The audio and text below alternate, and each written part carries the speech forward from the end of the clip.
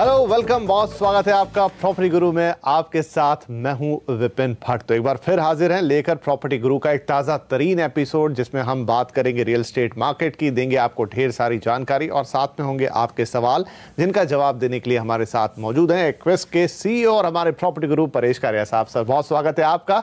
तो आइए परेश जी के साथ हम सवाल जवाब के सिलसिले को शुरू करते हैं। हमारे पहले कॉलर भी आ गए हैं लाइन पर, अभिषेक कुमार साहब। सर, बहुत स्वागत है आपका, क्या पूछना चाहेंगे आप? Thank you Paresh ji. Hello. हाँ जी, बताएं, क्या पूछेंगे आप? हाँ, मेरा सवाल है टाटा का लाव मंटाना प्रोजेक्ट जो कि पुणे के पास तलेगांव में है। मैं उसको सेल्फ ऑक्यूपेशन के लिए देख रहा हूँ और मैं तलेगांव एरिया का प्रोस्पेक्ट भी जानना चाह रहा था, कैसा प्रोजेक्ट है और एरिया कैसा है। राइट, पुणे का तलेगांव और टाटा का प्रोजेक्ट, आप सलाह चाहते हैं कि कैसा है, क्योंकि खुद के लिए चाहते हैं। जरूर परेश जी, क्या सलाह होगी इनके लिए? राइट, देखिए ये जो प्रोजेक्ट है लाव मंटाना टाटा हाउसिंग का, ये this comes in Talegaon just of the highway, जो मुंबई पुणे हाईवे है और एक्सप्रेसवे से भी इसकी कनेक्टिविटी है। So it's a very nice project जो स्पेनिश स्टाइल में बनाया गया है। नाम भी लाव मंटाना यानी स्पेनिश नेम दिया गया है। सो इट्स काइंड ऑफ अच्छी एमिनिटीज वगैरह है and currently it is being used mostly, ज़्यादा करके बायर्स यहाँ पे है जो वो मुंबई से है या और एज अ सेकेंड होम लोगों ने लेके रखा है। So being close to Mumbai and with lot of amenities, scenic place, mountains आसपास है, तो लोग सेकेंड होम की तरह इसे ज़्यादा यूज कर रहे हैं। और अगर इनका ऑब्जेक्टिव ये है कि यहाँ पे उनको, इट डिपेंड्स अपॉन उनका वर्क प्लेस क्या है, कनेक्टिविटी क्या है, because this is in Talegaon, it's neither in Mumbai nor इन पुणे, दोनों के बीच में है। तो अगर उन्हें वर्क प्लेस वगैरह में जाना होगा, connectivity point of view, it is not very convenient. Yes, I mean if you just wants to stay in a relax life, वहाँ पे then it is a very good place to stay. जहाँ तक तालेगांव का सवाल है, Talegaon is an industrial hub. वहाँ पे MIDC है, MIDC में काफ़ी सारी इंडस्ट्रीज है और बहुत सारे रेसिडेंशियल प्रोजेक्ट्स भी वहाँ पे अभी आ रहे हैं। So there are lot of other options available also in Talegaon, but this is among the better ones. तो मेरा मानना है कि अगर ये देखिए उनको एज अ सेकेंड होम और रिलैक्स लाइफस्टाइल के लिए चाहिए, then this is a good option. But if he wants more of an active kind of a thing, or if he's looking at from a capital appreciation point of view, then इसी price में Poona, closer to Poona city, उन्हें और भी options मिल सकते हैं। अगर पूना की हम बात करें तो on the Mumbai Pune expressway. Abhishek होंगे फोन लाइन पर अभी। अभिषेक, आप हमें सुन पा रहे हैं? हाँ जी, बताइए। तो ये वाकई में इम्पोर्टेंट सवाल होगा कि आप इसे एज ए सेकंड होम में प्रेफर कर रहे हैं या आप इसमें रहना चाहते हैं as a your first home, क्योंकि जैसा हम बात कर रहे हैं कि ये एग्जैक्टली ना पुणे में है ना ये मुंबई में है, ये बीच में आता है। तो आपका ऑब्जेक्टिव क्या है इसे लेने का?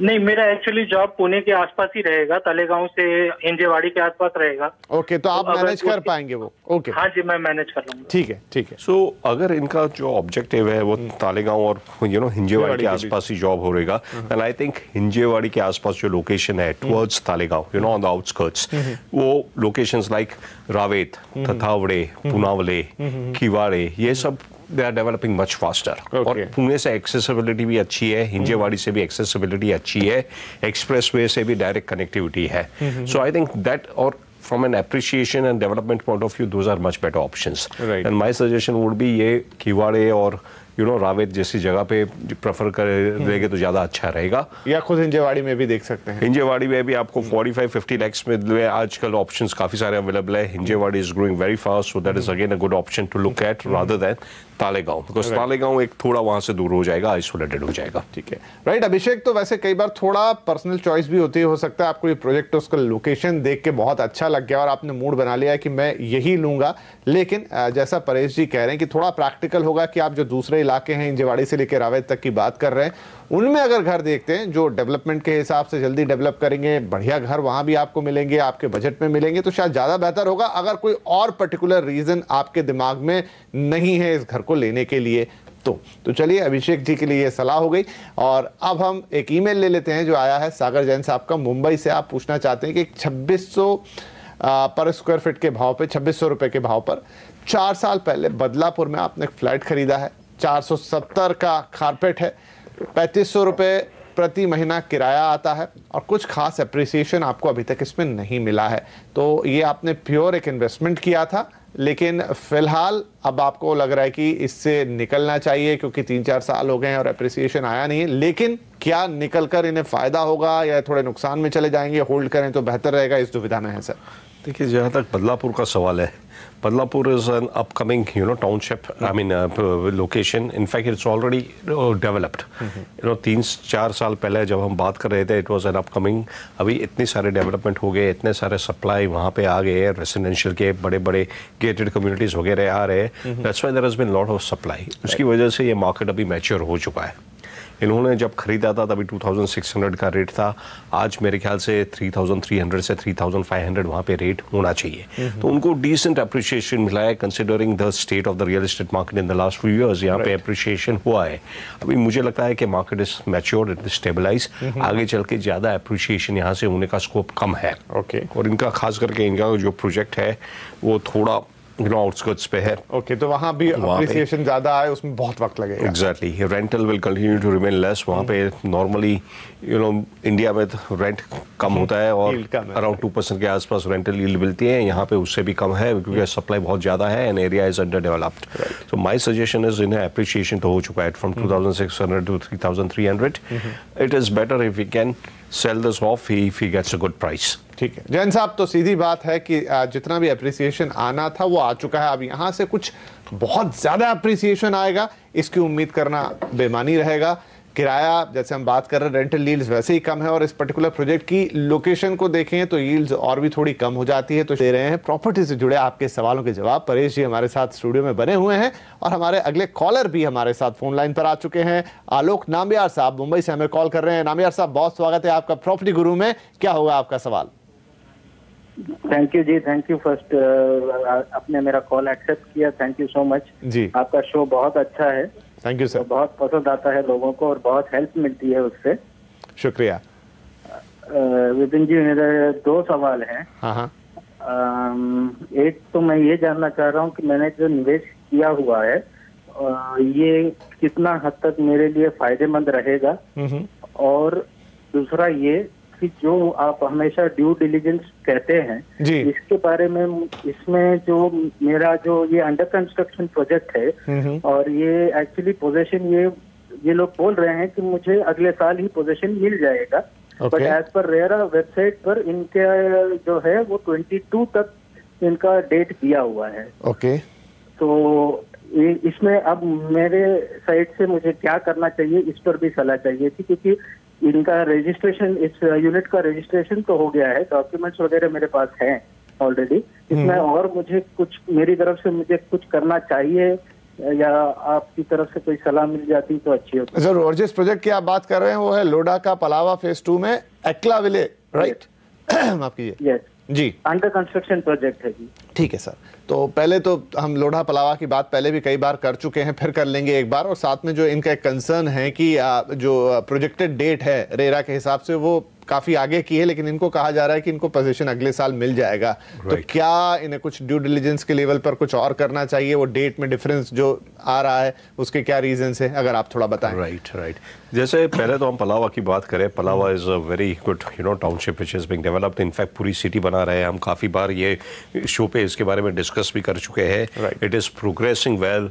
और इनका जो ये प्रोजेक्ट है Aqua Ville, this is located in phase 2 which is next to Casa Bella gold, which is already Casa Bella का उनका जो फर्स्ट फेज था उसके पास ही है। वो first phase is already developed, लोग रह रहे हैं वहाँ पे, गोल्फ कोर्स भी है। और यहाँ पे इनका जो एक्वा विला नाम दिया गया है, that means it is near the water body, ये वाटर बॉडी के पास है। तो प्रोजेक्ट बहुत ही अच्छा है। That is a right decision what she has taken and the city is developing very well. Now जहाँ तक ये पोजीशन रेट का सवाल है, अक्सर developers to be on the conservative side, ये डेट रेरा में थोड़ा ज़्यादा ही क्वेश्चन रख के अभी देते हैं, right? What practically you will have to see how is the construction progressing. और जो डेवलपर कह रहे हैं कि 1 साल में अगर हम पोजीशन दे देंगे, क्या वो जेन्युइनली साइट पे लोकेशन वो देखते हुए you know what is the position of the building. Generally खड़ी building खड़ी हो जाने के बाद whatever floors are completed after that normally it takes about 1 year to finish do the finishing work वगैरह और then hand over होता है. तो practically उन्हें जाके देखना होगा क्या situation है वहाँ पे. Is it feasible लगता है उन्हें देखते हुए कि ये 1 साल में ये लोग they will be in a position to hand it over. दूसरा उन्हें देखना होगा कि उनके agreement में क्या डेट लिखा हुआ है. Okay. You know because RERA में कुछ और डेट लिखा होता है. कई डेवलपर रेरा में सेफर साइड पे बड़ी आगे की डेट भी दे देते हैं. राइट. अगर अग्रीमेंट में जल्दी रेट दिया हुआ है then they would be bound. फिर पता चलेगा because developer is bound by the date which is given in the agreement. तो उससे पता चलेगा how confident is the developer to deliver this project on that date.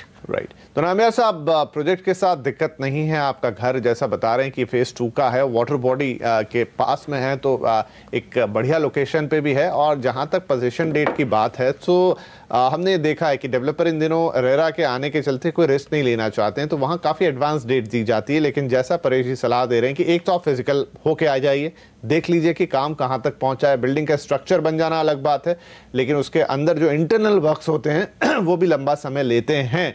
और दूसरा, आप अपना एग्रीमेंट एक बार फिर से चेक कर लीजिए कि वहां पर क्या डेट दी गई है. अगर वहां पर थोड़ा पहले की डेट है तो तय मानिए कि आपको एग्रीमेंट की डेट के हिसाब से जाना चाहिए और वहीं पे उम्मीद करनी चाहिए कि यहां तक आपको पोजीशन मिल सकता है. बाकी चीज़ों में कोई दिक्कत यहाँ नहीं है.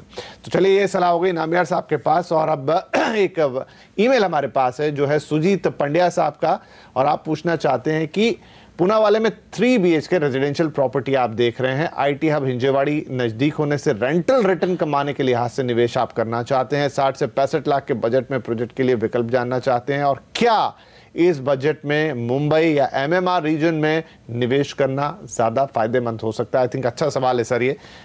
एक तो इनका मकसद है कि ये निवेश करें और उससे रेंटल भी कमाएं, और फिर ये है कि पुणे के हिंजेवाड़ी जैसे एरिया या फिर मुंबई का ही रुख कर लें जब इन्हें निवेश ही करना है तो. राइट. देखिए, इनका ये जो अप्रोच है for rental income, I think it's good to be near centre जहाँ पे एम्प्लॉयमेंट बहुत ज़्यादा है. राइट. और वो भी high end employment. Exactly. So from that point of view being closer to Hinjewadi makes sense. Right. Now अभी बीइंग क्लोजर टू हिंजेवाड़ी का मतलब इनके पास 2 option. It is a rental income. ये 3 BHK देख रहे हैं. राइट. और उनके बजट में जो है 60-65 लाख के बजट में 3 BHK मिलना थोड़ा मुश्किल है. जो 3 BHK उनको मिलेगा वो either it will be very compact और it will be far away from Hinjewadi. और मुझे ऐसा भी लगता है कि अगर रेंट के ही पॉइंट ऑफ व्यू से देख रहे हैं तो 3 BHK को रेंट पे चढ़ाना इतना आसान नहीं होता जितना 2 BHK को होता है. Exactly. So I think it is better अगर रेंटल पॉइंट ऑफ व्यू से देख रहे हैं तो हिंजेवाड़ी में ही कहीं आसपास में देखे. वहाँ पे 2 BHK वो देख सकते हैं. उनको कम प्राइस में मिल जाएगा. 60-65 लाख में एक डिसेंट 2 BHK उन्हें मिल जाएगा. 60-65 लाख में मिल सकता है. उससे कम में भी मिल सकता है अगर वो रीसेल में देखे. And he should ideally look at Hinjewadi phase 2. Okay. जो फेज 2 में है वहाँ पे बहुत सारी IT कंपनीज आसपास में है जो वॉकिंग डिस्टेंस पे रहेगी. राइट. और वहाँ से लोग because in IT industry people prefer to walk across.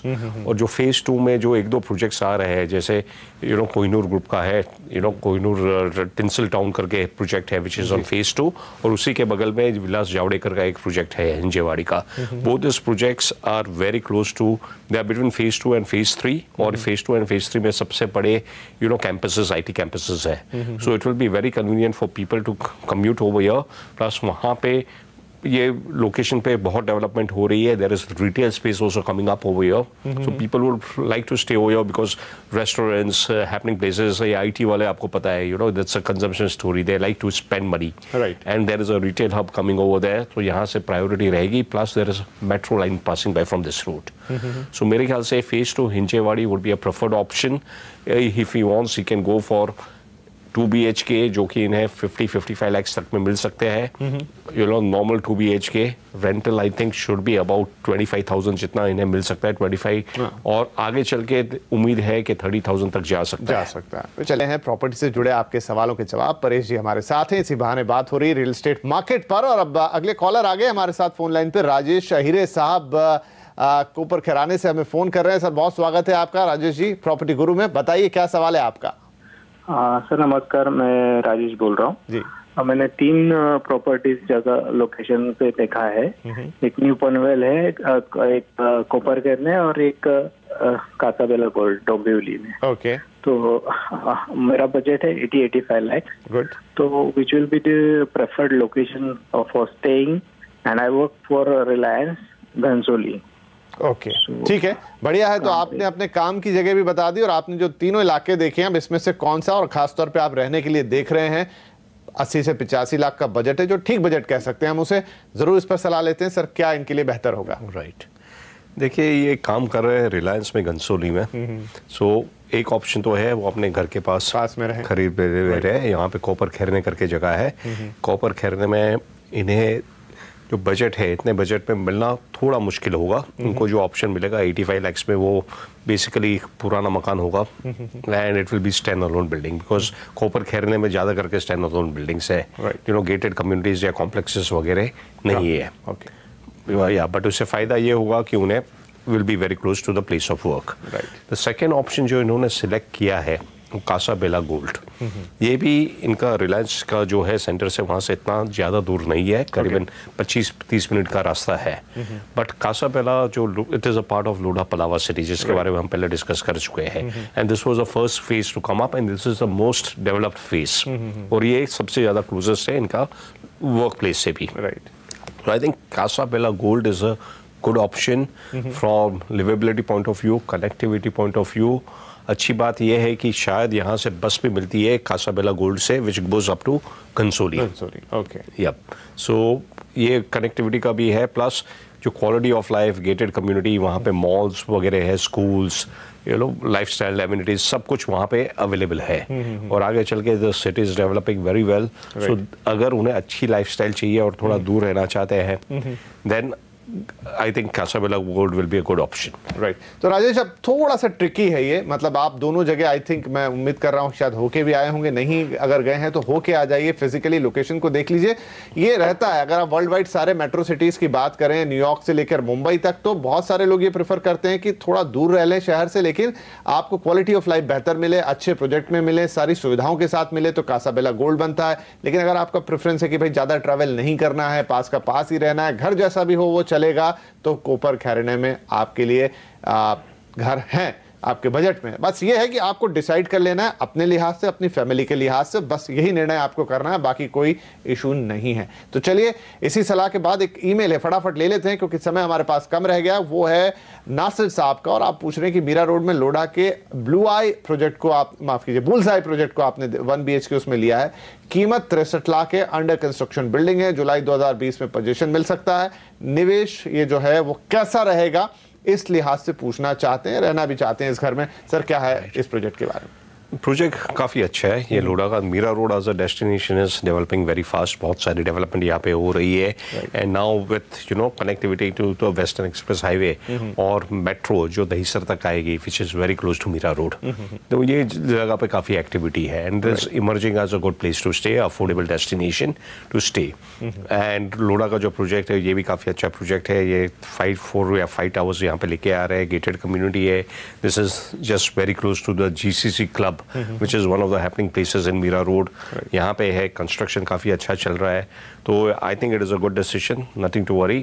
And to user point of view as well as appreciation point of view से ये काफ़ी अच्छा प्रोजेक्ट है। मीरा रोड हमने देखा है कि विद द टाइम एक समय तो थोड़ा सा एक फार रीच लोकेशन माना जाता था और थोड़ा डेवलपमेंट का क्वालिटी भी उतना अच्छा नहीं मानते थे, लेकिन पिछले 5-8 साल में देखें तो बड़े बड़े सारे डेवलपर, अब लोढ़ा भी वहां पहुंचे हैं और तमाम बड़े नाम हैं, तो एज ए डेस्टिनेशन अफोर्डेबिलिटी भी आपको दे रहा है और शायद बढ़िया क्वालिटी भी दे रहा है। आई थिंक निवेश वहां पर अगर कोई सोच रहा है तो भविष्य में वो अप्रिसिएशन के पॉइंट ऑफ व्यू से कैसा रहेगा? I think it is a very good location from appreciation point of view also. Mira road का पूरा इमेज अभी ट्रांसफॉर्म हो रहा है, अर्लियर वहां पे छोटे छोटे स्टैंडर्ड रोड बिल्डिंग्स हुआ करती थी, अभी वहां पे मुंबई के बड़े बड़े डेवलपर्स भी अच्छे अच्छे प्रोजेक्ट सेटअप कर रहे हैं। Lodha is already reached over there, there is JP north करके एक बहुत ही बड़ा प्रोजेक्ट है which is coming up with very good community luxurious residences. पहले it was Mira road was known as an affordable destination, you know यहाँ पे अभी वेरी गुड क्वालिटी जिस टाइप के you know luxurious apartments you see in